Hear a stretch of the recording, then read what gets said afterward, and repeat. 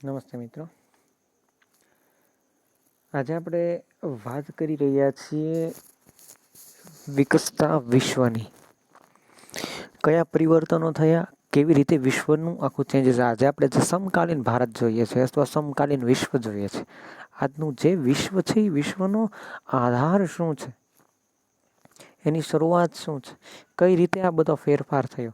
તમે જે વિશ્વમાં આવ્યા છો ને એ સીધા 21મી સદીનું એવું વિશ્વ કે જે વિકસિતની કગાર સંપૂર્ણ પકડી લીધી હતી. એટલે તમને એવું લાગશે કે ભાઈ આ તો પહેલેથી જ બધું છે. હકીકતમાં આજથી 5 વર્ષ પહેલાં જાઓ તમને એન્ડ્રોઈડ ક્યાંય જોવા ન મળે. એટલે એ વિકાસની કગારને આપણે આજે ભણી રહ્યા છીએ. એની અંદર ઇન્ફોર્મેશન ટેકનોલોજીનો પણ વિકાસ થયો. ટૂંકમાં માહિતી પ્રૌદ્યોગિક ખાસ કરીને સંગ્રહ, ભંડાર, સંશોધન અને આવાગહન પર રચાયેલું વિજ્ઞાન છે. તે સંદેશો અને કોમ્પ્યુટર ટેકનોલોજી સાથે જોડાયેલું છે. એટલે કોમ્પ્યુટરને જ્ઞાન સાથે જોડી અને નવા સંશોધનો અને જ્ઞાનની રજૂઆત, સંદેશાની વ્યવહાર કરી ઇન્ફોર્મેશન ટેકનોલોજી છે. ટેકનોલોજી એ પરિણામે મિની અને માઇક્રો કોમ્પ્યુટરનું નિર્માણ થયું. ટૂંકમાં જે કોમ્પ્યુટર મોટા મોટા ડબલા હતા એની જગ્યાએ એ સાવ હાથમાં, હવે તો મોબાઈલમાં એન્ડ્રોઈડમાં આવી ગયા એટલે કે સાવ હાથમાં. મોબાઈલ તો ઠીક, સ્માર્ટ વોચની અંદર બી આવી ગયા. એટલે કે કોમ્પ્યુટરનું માઇક્રો કોમ્પ્યુટર બનવા લાગ્યા. એ સિવાય ટેલેક્સ, ફેક્સ, કૃત્રિમ ઉપગ્રહ અને ઓપ્ટિક ફાઇબર આ ક્રાંતિને તીવ્ર ગતિ આપે છે. અને ઓપ્ટિકલ ફાઇબર તો એ આવનારા વર્ષોની અંદર જ્યારે સંપૂર્ણ ઓપ્ટિકલ ફાઇબર, પછી એ સિવાય અમુક એવા ફાઇબર છે એની જ્યારે સંપૂર્ણ રિસર્ચ પૂરું થઈ જશે ત્યારે એ એવું કહેવામાં આવે છે કે એ એવું છે કે જેની અંદર ખાસ કરીને એની ઉપર ન તો ડસ્ટ લાગે, ન તો પાણી લાગે, ન તો શું કહેવાય કોઈ દી મેલું થાય, ન તો એની ઉપર કોઈ જમ્પ્સ લાગે. એવું ફાઇબર છે. એટલે કે વ્યક્તિને એક જ વખત કપડાં એ પહેરશે પછી એ પોતે જ્યારે છે ત્યારે એ કપડાને કલર પણ બદલી શકે ને આવું ઘણું બધું વિજ્ઞાન છે એની પાછળ. તો એ બધી વિકાસ આજે થઈ રહ્યો છે. એ સિવાય પરિણામે દુનિયાના કોઈ પણ ખૂણે થોડી સેકન્ડોની સૂચનાનું નિર્માણ થઈ શકે છે. અને આ બધું આજે છે ને આ ઓપ્ટિકલ ફાઇબર, એ ઓપ્ટિકલ ફાઇબર હું તો બીજા આપણે કાપડની વાત કરતો હતો એવું કાપડ, પણ ઓપ્ટિકલ ફાઇબર છે ને એ એક પ્રકારનો વાયર છે જે આપણા ઇન્ટરનેટને, હવે તમે ક્યાંય પણ રોડ રસ્તા ઉપર જતા હશો ને તો તમને ઓરેન્જ કલરના વાયર જે મજૂરો છે એ ખાડો ખોડીને અંદર નાખતા હોય એવું તમે ક્યાંક જોયું હશે. એ શું છે? એ જે આપણે 4G ને 5G વાપરીએ છીએ ને એ વસ્તુ ઓપ્ટિકલ ફાઇબર મારફતે એકથી બીજી જગ્યાએ ટ્રાન્સફર થાય છે. આપને એવું લાગે છે કે સેટેલાઇટ દ્વારા છે એ આપણે ઇન્ટરનેટને છે એ કનેક્શન કરીએ છીએ ને બધું એનાથી જ ચાલે છે. પરંતુ એ તમામ ડેટા વાયર દ્વારા થાય છે અને ઓપ્ટિકલ ફાઇબર તરીકે ઓળખવામાં આવે છે. આપણું આખું ઇન્ટરનેટનું જાળું આ વાયરોના લાખો કિલોમીટરના વાયરોની અંદર છે, એના દ્વારા ઇન્ટરનેટ શક્ય બને છે. હા, ટાવરથી તમારા મોબાઈલનું કનેક્શન નથી વાયર દ્વારા, પણ ટાવરથી પછી બધી જગ્યાએ એ કનેક્શન છે, એના સર્વરથી એ કનેક્શન છે. એટલે ઓપ્ટિકલ ફાઇબર એટલે આપણું ઇન્ટરનેટ છે એ તમામ વાયર તાર દ્વારા થાય છે. એ ખૂબ મોટા હોય અને એ દરિયાઓમાં પણ આપણું આખા વિશ્વનું જો જાળું ભેગું કરીએ ને તો લગભગ પૃથ્વીના કેટલા આંટા ફરતા ફરતા વીંટી દઈએ એટલું જાળું પૃથ્વી પર આ વાયરોનું ફેલાયેલું છે ને એના હિસાબે આપણે છે એ કામ કરીએ છીએ. જો આમનું હોત તો 4G, 5G, 6G, 10G આપણા ઘડીકમાં ન આવી ગયું હોત. 5Gનું કામ 5-6 વર્ષથી થાય. જ્યારે 4G લોન્ચ કર્યું ત્યારથી 5Gનું કામ રિલાયન્સ કરી રહ્યું છે. કેમ પૂરું નથી થયું? કારણ કે એ કનેક્શન વાયરોનું આખું જાળું બનાવવું પડે ને પછી એ નેટવર્ક અસ્તિત્વમાં આવે ને એના માટે આ તમારે વધારે જો જોવું હોય ને તો યુટ્યુબ ઉપર સર્ચ મારજો ઓપ્ટિકલ ફાઇબર, એની વિશે તમને ઘણી બધી માહિતી મળશે. તો એના માધ્યમથી અમુક જ સેકન્ડોની અંદર છે લાખો જીબીની માહિતી છે એક જગ્યાએથી બીજી જગ્યાએ જોઈ શકે. આપણે ગૂગલ ઉપર એક જ સર્ચ વસ્તુ મારવી, અઢળક માહિતી વિશ્વની આવી જાય. તો આ ઓપ્ટિકલ ફાઇબરના હિસાબે. એ સિવાય સૌથી ઇલેક્ટ્રિક ડિજિટલ કોમ્પ્યુટરની શરૂઆત 1946માં. કોમ્પ્યુટર ક્રાંતિની 20મી સદીના સંચાર વ્યવસ્થામાં સૌથી મહત્વની બાબત છે કે જ્યાં કાગળનું કામ કોમ્પ્યુટરે ઉપાડી લીધું. મનુષ્યની જીવનશૈલી ફિલોસોફી આગળ વધી રહી છે, એટલે કે મોટાભાગની કાર્યવાહી ટેકનિકલ કાગળના સ્થાન ઝૂંટવી લીધું છે. એટલે ટેકનોલોજી એ છે કાગળનું બધું સ્થાન અત્યારે કોમ્પ્યુટર ન હોય તો એ કાંઈ કામનું નહીં, બરાબર ને, એવી વસ્તુ છે. વ્યાપક પ્રયોગથી બેન્કિંગ, સ્વાસ્થ્ય, પરિવહન, કલા વગેરે વિકાસ થયો છે અને મોસમી ભવિષ્યવાણી કરવામાં પણ તે ઉપયોગી સાબિત થયા છે. ત્યારબાદ સમકાલીન વિશ્વમાં, એટલે કે આજનું જે વિશ્વ છે એમાં સાહિત્ય, કલા અને સંદેશા વ્યવહારમાં જે ક્રાંતિ આવી એની વાત કરીએ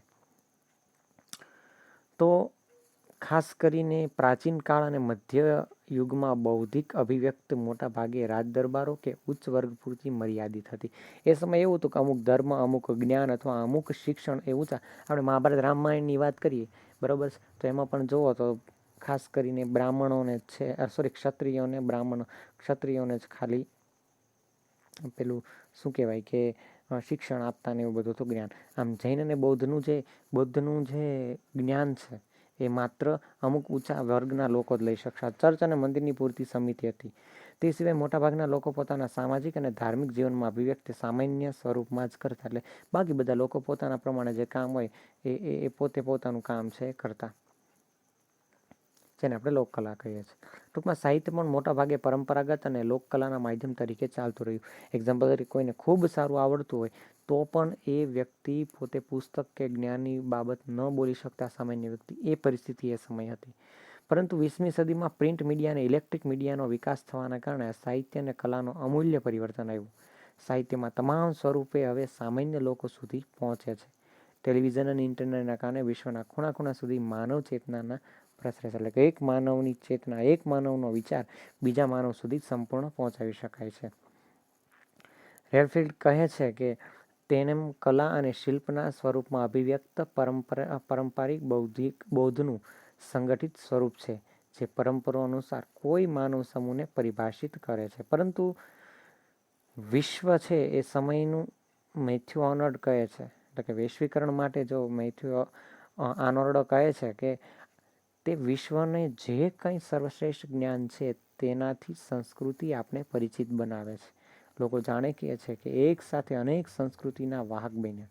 અમેરિકા જેવા રાષ્ટ્રો જ્યાં મલ્ટીનેશનલ કલ્ચર વિકસ્યું, એટલે કે શું મલ્ટીનેચર કલ્ચર, એટલે બધા કલ્ચર ભેગા થઈને એક નવી કલ્ચરની રચના થઈ, જે વિશ્વની સંસ્કૃતિને પ્રભાવિત કરે છે. દુનિયાભરની સંસ્કૃતિઓ વચ્ચે સમાનતા ઊભી કરે છે. ઘણીવાર તેને નવ સંસ્થાવાદ પણ કહેવામાં આવે છે.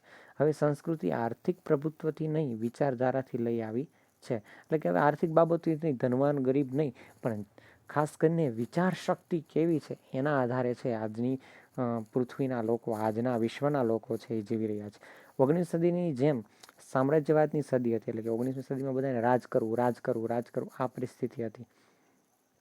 પરંતુ 20મી સદીમાં સાંસ્કૃતિક સામ્રાજ્યવાદ શબ્દ અસ્તિત્વમાં આવ્યો અને નવીનતમ સ્વતંત્ર રાષ્ટ્રો જો કે વિશ્વવ્યાપી પડકારી છે. ટૂંકમાં સમકાલીન ઇતિહાસમાં આવી અનેક બાબતો દેખાય છે. નવા રાષ્ટ્રમાં એક વ્યક્તિ અથવા એક દેશ બીજા દેશને છે એ પોતે સપોર્ટ આપવા માટે અથવા એના સાથે રહેવા માટેના પ્રયત્નો છે એ આજે કરી રહ્યું છે. આંતરરાષ્ટ્રીય અને આર્થિક વ્યવસ્થાને સ્થાને ઈસવીસન 1974માં સંયુક્ત રાષ્ટ્રએ કરી. આ ઘોષણા 20મી સદીના ખાસ કરીને યુગાંતરકારી અને આંતરરાષ્ટ્રીય આર્થિક સંબંધોની નવી જ વ્યવસ્થા સંકળાવવામાં આવે છે, જેને આપણે ગ્લોબલ વિલેજ કહીએ છીએ. એટલે કે વિશ્વને એક નાનું ગામ બનાવી દીધું એમ પણ કહી શકાય. એ સિવાય બીજી વાત કરીએ તો ફિલ્મ, આપણે બોલિવૂડ, ટોલિવૂડ, બરાબર, હોલિવૂડ, એટલે કે ગુજરાતીનું ઉત્સવ, રમત ગમત આખા વિશ્વને પ્રસાર મળી. એક વિચાર સમગ્ર વિશ્વમાં ફરી વળે છે. મહાત્મા ગાંધીએ, એ સિવાય Martin Luther King, Nelson Mandela, Mother Teresa વગેરે મહાન માનવોએ વિશ્વને પૂજનીય બને છે અને તેઓ માનવતાવાદી વિશ્વભરમાં કારણે પ્રસર્યા છે. આપણે છે એક ફોટો છે PSLV સેટેલાઇટ લોન્ચની વાત કરી. વિચાર કરો, શરૂઆત થોડેથી કરી હતી. વિશ્વની ટેકનોલોજીને આપણે પરિચિત થયા અને આપણે એ ટેકનોલોજીનો વિકાસ સાધવાનો પ્રયત્ન કર્યો. પણ આજે વિશ્વમાં કોઈ એવો દેશ નથી, વિશ્વમાં મહાસત્તાઓ કેટલી પણ વિશ્વમાં કોઈ એવી દેશ નથી કે જેણે પોતાના એક લોન્ચર, સેટેલાઇટ લોન્ચરથી પોતે વિશ્વના સૌથી વધારે સેટેલાઇટ મૂકનાર દેશ કોઈ હોય તો એ માત્ર ઇન્ડિયા, ભારત છે. સાવ જેવા તેવા, એટલે કે એને શું કહી શકાય કે સાવ સામાન્ય ખર્ચાથી મંગળ સુધી આપણું યાન આપણે પહોંચાડ્યું છે. એટલે ઇન્ડિયા જો ધારે તો શું કરી શકે, એ આપણામાં શક્તિ છે અને એ હંમેશા રહેશે. ટૂંકમાં સમૂહ માધ્યમ, મુદ્રિત અને વિજાણુ માધ્યમની આપણે વાત કરીએ, જેને આપણે છે એ આવતા લેક્ચરની અંદર ભણશું અને આપણે આ ચેપ્ટરને સંપૂર્ણ પૂરું કરશું.